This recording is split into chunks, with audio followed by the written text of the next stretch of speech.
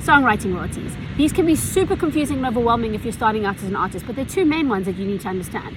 One is the master rights protection copyright, and the other one is your publishing. And as an artist, you need to be registered with societies that can protect you and collect for both of these royalty streams. We're going to cover that in the next few videos. As an artist, did you know that you are paid every time your song is played on radio, streamed, or downloaded? It's very important that you are therefore registered with all the right collection societies so that you can receive your money and your royalties timeously. Register with the one in your area. In South Africa, we have SAMRO and SAMPRA. In the UK, PRS, PPL, and ASCAP in America.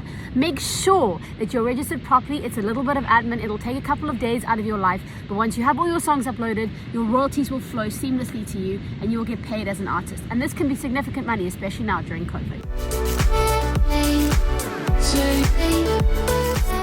The record label or your distribution label will pay you out for the rights on your master recording. So generally, the monies that trickle in from that go to the label or the distributor before coming to the artist.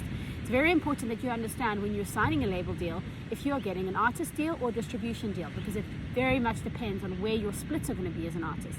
If you are signing up for an artist deal, that means you're more than likely going to be giving up a large share of the percentage of your royalties. If you're signing up as a distribution deal, you're going to keep the majority of your music, but you're going to have more creative control.